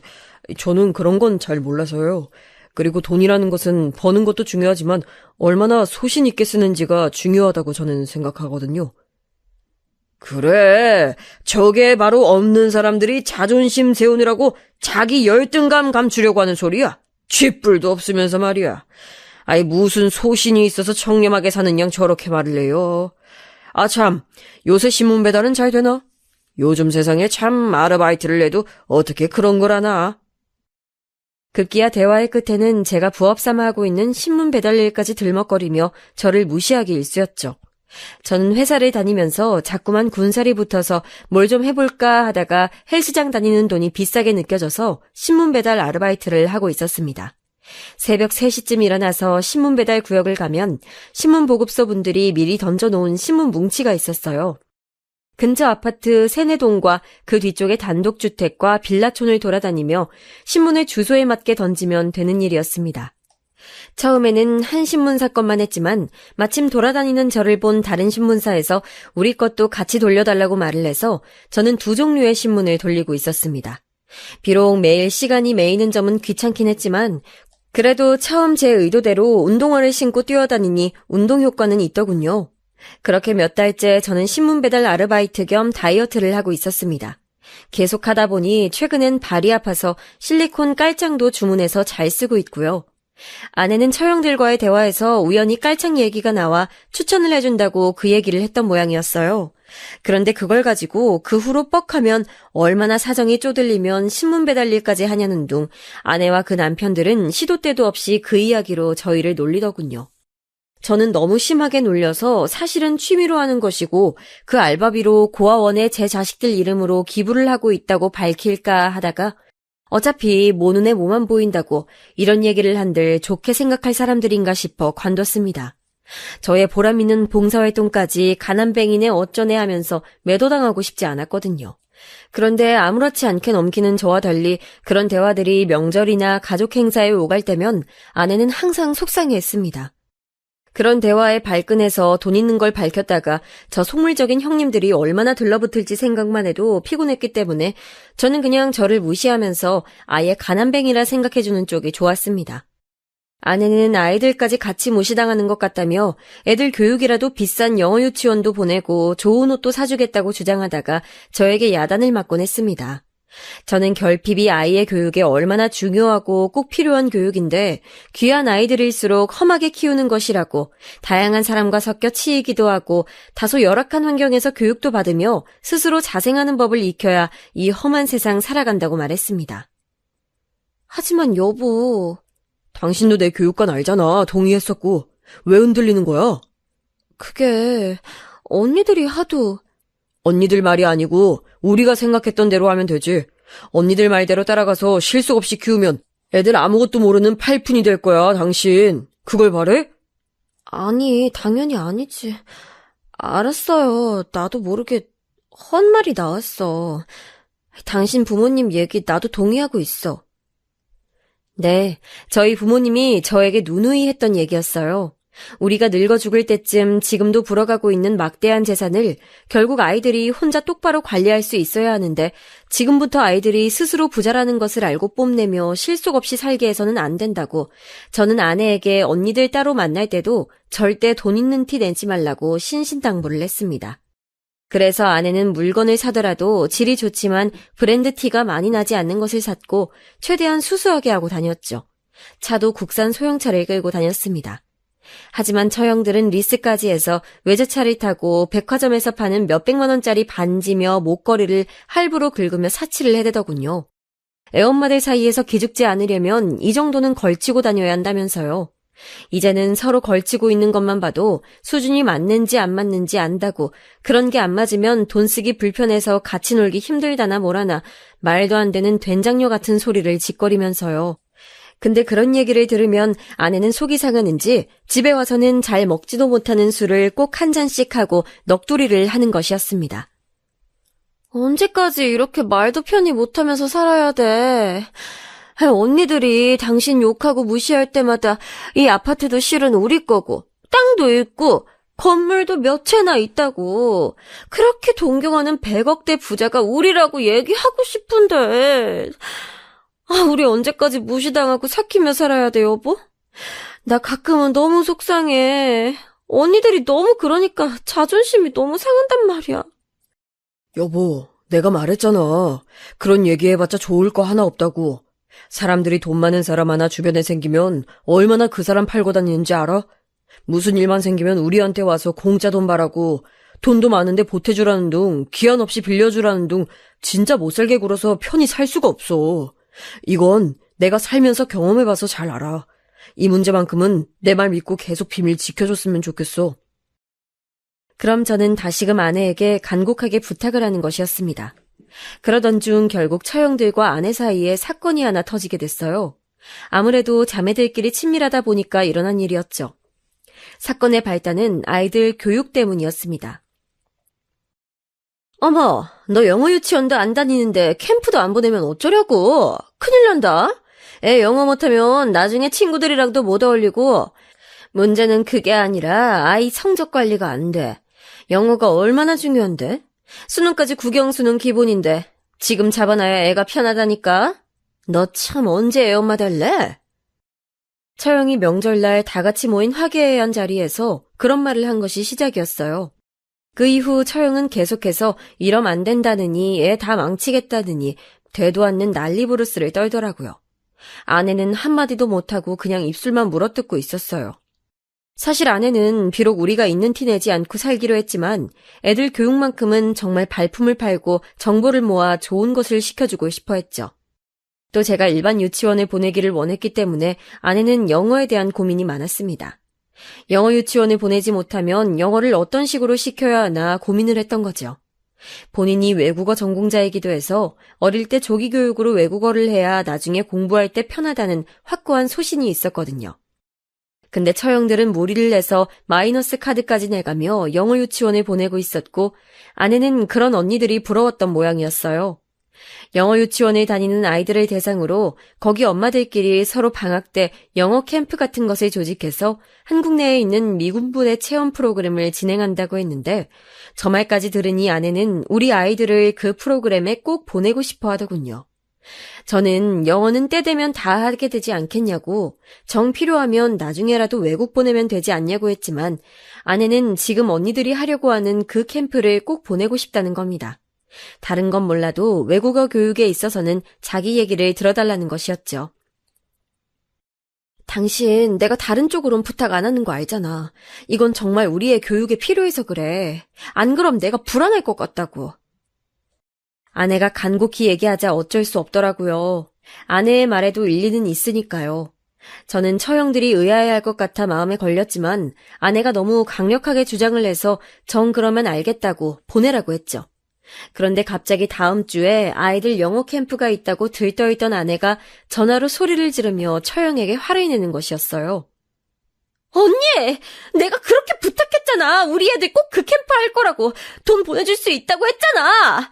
이제 와서 그 자리가 다 찼다는 게 말이 돼? 아니, 그게 큰언니가 잘하는 분인데 그분이 재산이 50억이나 되고 엄청 잘 사는 분이라네. 이번에 한 자리 마련해서 자기 애 넣어주면 골프 라운딩 대접을 하겠다고 해서. 근데 우리 그이 쪽으로 일도 따줄 수 있다고 하는 바람에 너네는 다음에 꼭 끼워줄게. 어차피 돈도 좀 무리 아니었어? 돈 좀 모으면서 다음 기회 좀 기다리고 있어. 신랑이 그쪽 일도 따면 내가 다음에 맛있는 거 한번 사줄게. 조카들 데리고 와. 암튼 미안하게 됐다. 너무 섭섭해하지 마. 언니, 정말 너무한 거 아니야? 돈 있다고 얘기했잖아. 처형은 자기 입장만 얘기하고 거의 울먹거리는 아내를 무시하며 전화를 끊는 것이었어요. 저는 아내가 어깨를 들썩거리면서 우는 것을 그때 처음 봤습니다. 말없이 화장대 의자에 기대어 눈물을 쏟는 아내를 보자 저도 부하가 치밀어 오르더군요. 보자 하니까 정말 사람을 무시해도 정도가 있지 어떻게 친자매인데 이렇게까지 사람을 함부로 대할 수 있을까요? 거기다 또 한 가지 골프 라운딩 사건도 있었습니다. 처형들이 큰맘 먹고 데려가 준다며 골프를 치러 가자고 장비도 다 주겠다면서 아내에게 바람을 잔뜩 불어넣어 놓고는 막상 당일에 남편 중요한 손님이 오기로 했다면서 취소를 해버리는 것이었어요. 아내는 자매들끼리 오랜만에 논다며 신나 있었는데 원래 처형들과 아내 그리고 큰언니의 남편, 형님 이렇게 4명이서 가기로 했는데 갑자기 큰형님이 자기가 데려올 중요한 고객이 있다면서 처제는 다음에 부르라고 했다는 겁니다. 그러면서 하는 말이 어차피 신문 배달하는 집구석에서 골프나 쳐봤겠냐고. 이런데 한번 왔다가는 다시는 못 올 건데 와봤자 뭐해. 그냥 집에 있으라고 해. 라고 했다더라고요. 처형들은 경악스럽게 그런 말들을 여과 없이 전하며 아내를 무시하더군요. 저는 저번 영어 캠프 사건도 그렇고 이번 일도 그렇고 점점 한계치에 다다르는 것을 느꼈습니다. 그래서 너무 화가 나 직접 전화를 걸려 했습니다. 근데 마침 장모님이 저녁을 한 끼 하자고 가족을 부르셨고 가족들 다 있는 자리에서 말을 하는 게 낫겠다 싶어 묵묵히 참고 기다렸죠. 근데 여기서 저는 또 한 번 경악하고 말았습니다. 장모님이 저녁을 먹고 다과상을 내왔을 때 제가 먼저 저번에 있었던 골프 라운딩 일을 조심스레 끄집어내게 됐어요. 아내한테 들었는데 속상한 일이 있었다고 하더라고요. 앞으로 그런 일은 없었으면 좋겠습니다. 갑자기 취소하면 사람 마음이 그렇잖아요. 거기다 형님이 덧붙인 말까지. 어머, 아니 뭐 그런 거 가지고 그래요? 제가 말했잖아요. 어쩔 수 없는 사정이 있었다고. 그리고 그이가 한 말이 뭐 틀렸나요? 언니! 처형은 기어코 형님이 한 말이 뭐가 틀렸냐면서 골프 한번 쳐봤자 그걸로 끝일 텐데 그 돈이 어디서 날 거며 골프 치는데 돈이 얼마나 드는지 아냐며 한껏 비웃더라고요. 아내가 벌컥 소리를 지르며 영어 유치원 얘기까지 꺼내자 그것도 어쩔 수 없었다며 상황 핑계를 대더군요.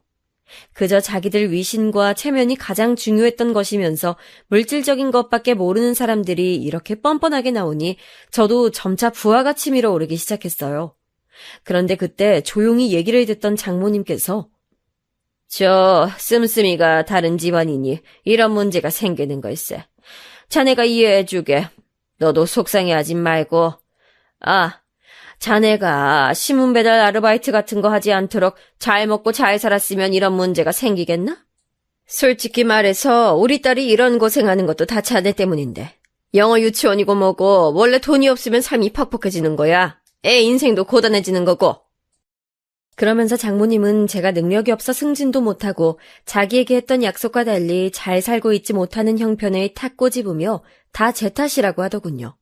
결국 마지막 화살은 제게로 돌아왔습니다. 내 능력 탓, 우리 집안 탓, 세상 탓. 이 집안의 모두가 저를 그렇게 무능력하고 돈도 없는 버러지로 바라보고 있었고 거짓 취급을 하고 있었어요. 거기다 큰형님은 이렇게 말하더라고요. 자네가 사는 세상과 우리가 사는 세상이 다르니 그냥 이해하라면서요. 억울하면 성공해야 하지 않겠냐면서 껄껄 웃는데 정말 속이 역했어요. 아내는 울기 직전이었고 전 피가 나올 정도로 입술을 꾹 깨물었습니다. 그런데 작은 형님이 아니지, 성공은 무슨 다시 태어나야 가능하지. 어차피 이 배경이라는 게 내 능력만으론 한계가 있는 거거든. 배경이 뒷받침돼줘야 능력도 인정받을 수 있는 거야. 안 그래? 하며 마지막 쐐기를 박는데 이때 전 느꼈습니다. 이젠 참지 말고 제가 나서야 한다는 것을요. 이제껏 정체를 밝히지 않았던 제 소신을 한 번쯤 접고 아내의 자존심을 위해서 나서기로 했습니다. 그리고 역대급 복수극이 시작됐습니다. 제 주변의 국민학교부터 집안끼리 잘 아는 친한 친구 중에 공부를 잘해서 의대를 간 친구가 있었어요. 이 친구가 형편이 좀 힘들어서 아버지가 의대 학비도 지원해 주시고 그랬었죠. 고3 때 의대를 붙고 등록금이 없다고 저희 집에 놀러와서 하는 얘기를 아버지가 들으시고 당시 3년치 등록금을 한 번에 지원해 주신 적이 있었습니다. 나머지 등록금은 3년간 학교 열심히 다니며 아르바이트해서 스스로 마련해보라는 말과 함께요. 이 돈을 빌려주는 것이 아니고 투자를 하는 것이니 사회에 공헌하는 좋은 의사가 되라는 말씀을 하셨었죠. 그 후로 제 친구는 저희 부모님을 은인으로 모시며 저희 집 일이라면 언제든 발벗고 나서는 저의 최고 친한 친구가 됐습니다. 그렇게 의대를 졸업한 친구는 강남에 있는 유명한 피부과를 가더니 거기서 큰 돈을 벌고 자산가 아내를 만나 우리가 사는 지역에 큰 병원을 개원했어요. 저는 힘들게 살았던 친구가 형편이 좋아지는 것이 너무 기뻐 항상 친구를 격려해주고 안부를 전하여 지냈었죠. 그리고 마침 아내의 처형들이 잘하는 피부과를 찾는다고 해서 저는 아내에게 제 친구네 병원으로 가라고 했습니다. 아내가 의사 친구가 있는 걸 밝혀도 되냐고 놀라더군요. 그래서 저는 웃으며 아내에게 이번에 한번 제대로 그동안 무시당한 한을 풀고 오라고 했죠. 가서 사모님 대접받으며 실컷 뽐내고 오라고요. 저랑 그냥 어릴 때 친구라 잘 안다고 하면 될 거라고요. 그렇게 아내는 처형들과 피부과를 갔습니다. 어머, 얘 막내야. 여기 병원 예약이 지금 몇 달째 밀려서 난 전화해도 예약도 안 되던데? 너 어떻게 예약 잡았어? 그러게. 나도 여기 원장이 그렇게 잘한다고 소문만 들었지. 예약 성공한 적이 없어서 오늘 처음 와봐, 언니. 군뱅이도 그러는 재주가 있다더니 우리 막내도 가끔 쓸모가 있네? 아, 우리 신랑하고 여기 원장님이 좀 아는 분이셔. 뭐? 신문 배달이 나는 너네 신랑하고 여기 원장님이 어떻게 하셔? 와, 세상 좁다더니 신기한 인연이네. 처형들은 신기한 인연이라며 처음엔 막 비웃고 저들끼리 웃고 떠들었답니다. 그리고 아내는 그때까진 숨죽여 화를 꾹 참고 있었고요.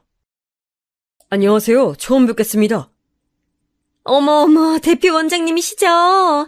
너무 미남이시다. 세상에 피부 좋으신 것 봐. 원장님, 오늘 저희 피부도 백옥처럼 만들어 주시는 거죠? 그러다 처형들은 제 친구가 등장하자마자 호들갑을 떨었다고 하더라고요. 제 친구는 사전에 저에게 들은 이야기가 있어서 침착하게 말했다고 합니다. 원하시는 모든 치료 서비스 전부 무료로 해드리겠습니다. 제 불알 친구 아내분이 와 계시니까요. 원하시는 거 다 말씀해 주세요. 재수씨, 제 친구 요즘 잘 있습니까? 저녁 함께 하자니까 이 자식이 신문 배달한다고 저랑 만나주질 않아서 제가 진짜 속상해 죽겠어요. 저 좀 한 번만 만나달라고 재수씨가 말씀 좀 해주시면 안 될까요? 처형들은 순간 무슨 소리를 들은 건지 어안이 벙벙했다고 하더군요. 신문 배달이나 하는 사람이 어떻게 원장과 일이 각별한 건지 신기했겠죠. 아내는 웃으며 말했다고 합니다. 우리 그이가 좀 자기 생활 패턴이 깨지는 걸 싫어해서요. 신문 배달이 요즘 재밌나 봐요. 제가 다음에 자리 한번 마련할게요. 걱정 마세요. 오늘은 우리 언니들 잘 부탁드려요. 아참, 저희 둘째 언니네 세무사에 일도 맡겨보신다고요? 아, 네. 친구놈한테 듣자니 세무사시라고 해서 좀 맡겨볼까 해요. 언제 자리 한번 마련해 주시겠습니까? 여기 언니분들도 다 같이 식사도 하면서 세금 문제도 좀 여쭤보면 좋겠는데요. 지금 하고 있는 데서 옮겨보려고 하거든요. 둘째 처형은 눈이 반짝 뜨였겠죠. 이렇게 큰 유명병원에 일을 따낼 수 있다면 정말 큰 건이니까요.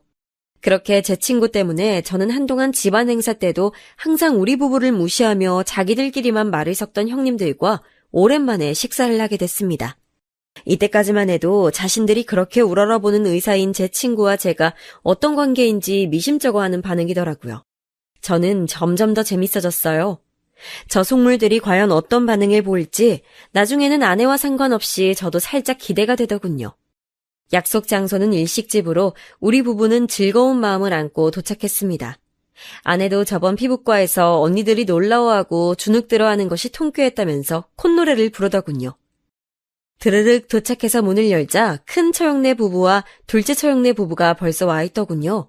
제 친구에게 선물할 고급 와인도 들고 왔더라고요. 사실 제 친구는 소주파인데 저는 속으로 웃었습니다. 인사를 나누고 자리에 앉자마자 질문이 쏟아지더군요. 오랜만이야, 동서. 그런데 의외의 인맥이네. 저 병원 되게 유명하고 요즘 핫한 곳인데 자네가 어떻게 하나? 아이, 그러게 말이야. 우리 회사에서도 자산 설계하시라고 몇 번이나 연락을 해도 원장님이 하도 바빠서 통화 한 번 안 되던 곳인데 자네랑 어떻게 알아? 저는 태연하게 웃으면서 말했습니다. 아, 어릴 때부터 저를 많이 도와준 친구예요. 요즘 저 신문 배달하는 것도 도와주고 참 좋은 친구죠. 사람 형편 따라 가리지 않고 항상 잘해준답니다. 와, 역시 진짜 귀족이구만. 자네같이 없는 사람과 친구를 내주다니 인품이 대단하신 분이야. 잘 모시게. 나이가 같다고 다 친구가 아니지. 형님으로 모시며 우러러봐야겠구먼. 그나저나 참 특이하시네. 아무리 어렸을 때 친구라도 자네같이 아무것도 없는 사람 볼 게 뭐가 있다고 인연을 유지하다니. 이놈의 형님들은 아직도 정신을 못 차리고 저를 하대하고 깔보더라고요. 그러던 순간 제 친구가 들어왔습니다. 저와 아내가 좋아하는 애플망고를 가득 싸서 아내와 함께였더라고요. 친구의 옷차림은 근사했습니다. 백화점 명품관에 그대로 옮겨놓은 듯 했죠. 그런데 관심 없는 제가 보기에도 부티가 줄줄 흐르더군요. 친구의 아내 역시 머리끝부터 발끝까지 윤기가 반지르르한 자켓에 다이아가 번쩍이는 목걸이며 미용실에 다녀왔음이 분명한 헤어스타일에 화장까지 서비스를 받고 온 듯 했습니다. 저는 친구가 제 부탁으로 나름 컨셉을 잡았나 보다 생각하며 속으로 웃었죠. 평소보다 차림새가 퍽이나 요란했거든요. 화려한 제 친구 부부의 등장에 형님들과 처형은 정신을 못 차리더군요. 호들갑을 떨며 일어서더니 외투를 받아준다는 둥, 추가 주문을 해야 하니 직원을 부른다는 둥, 무슨 왕과 왕비마마 대하듯이 부산을 떨었습니다. 친구의 아내는 자리에 앉자마자 제 아내의 손을 꼭 잡고 인사를 하더군요. 언니, 너무 보고 싶었어요. 제가 연락드려도 연락도 잘 안 되시고 그렇게 커피 한 잔만 하자니까 뭐가 그렇게 바쁘세요. 아유, 못 본 사이 더 어려지셨네요. 아니, 그냥 애 키우느라 바빴지 뭐. 다음에 꼭 커피 한 잔 해요. 아, 여기는 우리 친언니들. 생각지 못한 의사 사모님의 애교에 처형들은 당황하다 못해 멍해 보이는 눈빛이었습니다. 거기다 이어지는 말엔 더 정신을 못 차렸어요. 안녕하세요. 처음 뵙겠습니다. 근데 친자매인데 좀 안 닮으셨네요? 네? 아니, 제가 좋아하는 우라니는 이렇게 안 꾸며도 부잣집 사모님다운 귀티가 흐르잖아요. 어떻게 자매인데 한 명만 귀티가 나지? 신기하네요. 아니, 그게 무슨... 제 동생은 신랑이 부업으로 신문 배달을 할 정도로 가난한데 사모님이 뭘 잘못하시는 거 아니에요? 귀티라고요? 그 말을 듣던 제 친구가 픽 하고 웃음을 흘리더군요. 부업이요? 아하하, 제 친구가 그랬어요. 먹고 살기 힘들어서 신문 배달을 부업으로 한다고요? 말을 마치고도 한참을 친구는 배를 잡고 웃는 것이었어요. 그러면서 제 어깨를 탁탁 치더군요. 아이고, 이 웃긴 자식아. 내가 좀 그러지 좀 말랬지, 어? 있는 티 좀 내고 살라니까. 골 때린 놈. 저는 그저 말없이 빙그레 웃었습니다. 형님들과 처형들은 어리둥절해서 회를 먹다 말고 젓가락이 공중에 멈췄더고 제 친구는 진정한 뒤 간신히 말을 이어가더군요. 아, 저기 세무사 하신다고 그랬죠? 이 친구가 일 안 맡기던가요? 예? 몰라요? 이 친구 재산이 저보다 더 많아요. 예전에 100억이었으니 지금은 몇백억 될 수도 있는데 진짜 모르세요? 아니 그게 무슨 말이야? 동서가 100?